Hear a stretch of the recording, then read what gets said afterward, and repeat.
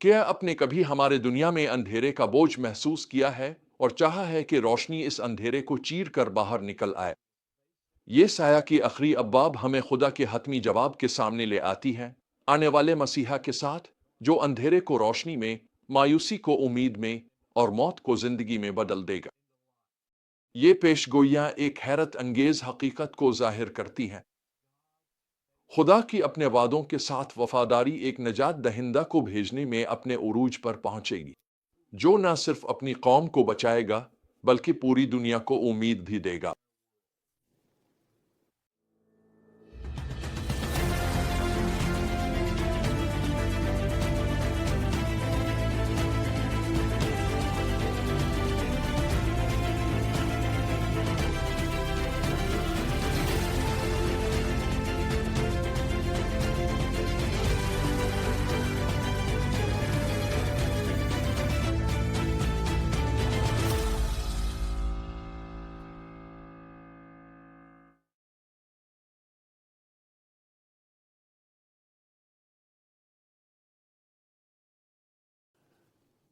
ان پیشگوئیوں کی معراج یسایہ 61 میں نظر آتی ہے، جہاں ہم خود مسیحا کی آواز سنتے ہیں۔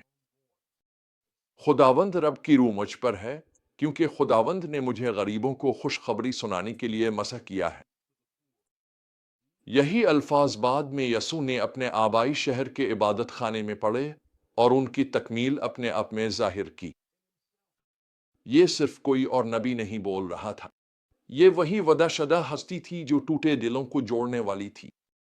قیدیوں کے لیے آزادی کا اعلان کرو اور قیدیوں کو اندھیروں سے رہا کرو۔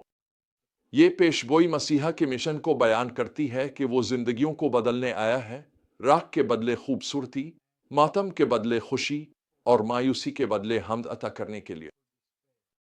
یہ صرف عارضی تبدیلی کی بات نہیں تھی، یہ انسانی دل کی بنیادی تبدیلی کے بارے میں تھا۔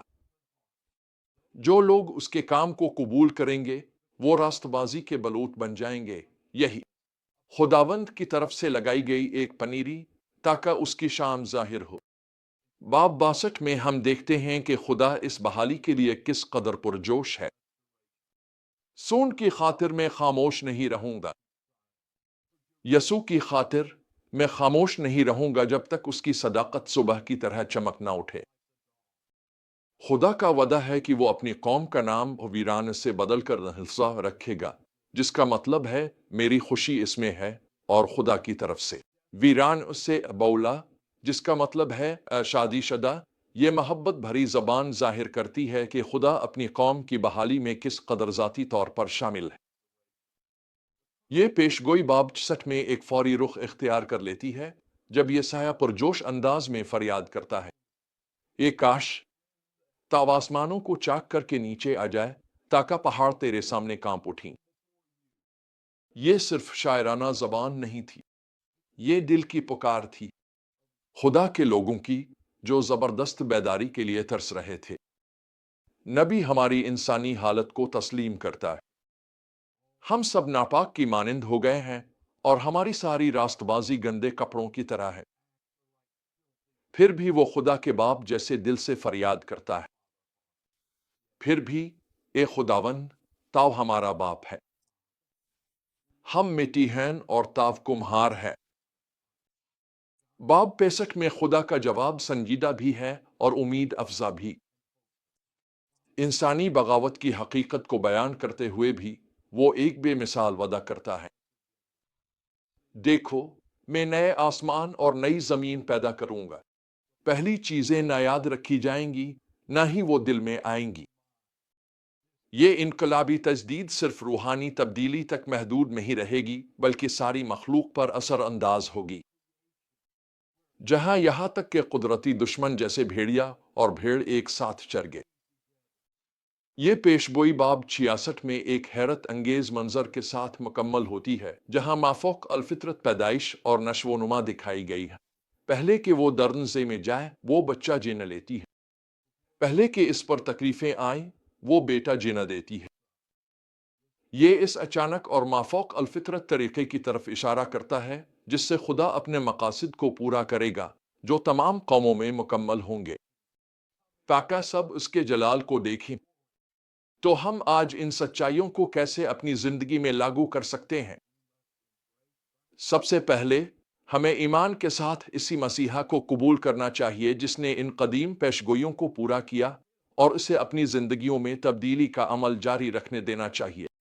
جب یسوع نے یہ الفاظ اپنے بارے میں پورے ہونے کا اعلان کیا تو وہ صرف ایک تاریخی بیان نہیں دے رہے تھے، بلکہ وہ ایک جاری رہنے والی خدمت کا اعلان کر رہے تھے جو آج بھی جاری ہے۔ چاہے ہم ٹوٹے ہوئے دلوں، گناہ کی قید اور روحانی اندھاپن کا سامنا کر رہے ہوں، اس کی تبدیلی کی طاقت آج بھی ویسی ہی ہے۔ دوسرا، ہمیں اپنی شناخت کو کمہار کے ہاتھوں میں مٹی کی طرح قبول کرنا چاہیے۔ اس کا مطلب ہے کہ ہم اپنے دلوں میں خدا کے گہرے کام کے لیے خود کو سپرد رکھیں تاکہ وہ بڑی تبدیلیاں لا سکے، چاہے وہ ہمیں آرام دہ محسوس نہ ہو۔ آخر میں، ہمیں سایہ کی اس پکار کو برقرار رکھنا چاہیے کہ خدا آسمانوں کو چاک کرے اور نیچے آ جائے۔ ہماری نسل کو بھی ویسے ہی شدت سے بیداری کی ضرورت ہے جیسے سایہ کی نسل کو تھی۔ یہی اس وقت کی سب سے بڑی ضرورت ہے۔ یہ میری ضرورت ہے، یہ آپ کی ضرورت ہے۔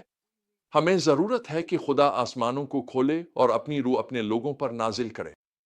ہمیں اس کی موجودگی، اس کی قدرت اور اس کا نور چاہیے۔ اس نے ان پیشین گوئیوں میں عظیم چیزوں کا وعدہ کیا ہے۔ میں آپ کو چیلنج دیتا ہوں کہ اس کے کلام کو ایمان کے ساتھ قبول کریں اور خدا سے فریاد کریں۔ وہ ہمیں نیا کر دے گا، وہ فتح دے گا اور اپنا جلال ظاہر کرے گا۔ یہ پیشین گوئیاں ہمیں یاد دلاتی ہیں کہ تاریکی کو کبھی آخری بات نہیں ملتی۔ وہی خدا جس نے ایک مسیحا کا وعدہ کیا اور یسوع میں اس وعدے کو پورا کیا، آج بھی ہماری دنیا میں کام کر رہا ہے۔ جب ہم دکھ، ناانصافی اور روحانی تاریکی دیکھتے ہیں تو ہم اس یقین کے ساتھ جڑے رہ سکتے ہیں کہ خدا کا نور تاریکی کو چیر دے گا۔ دعوت اب بھی کھلی ہے۔ راکھ کے بدلے خوبصورتی، غم کے بدلے خوشی، مایوسی کے بدلے حمد، یہ سب کے لیے دستیاب ہے جو اسے یسوع، وعدہ شدہ مسیحا کے ذریعے قبول کریں گے۔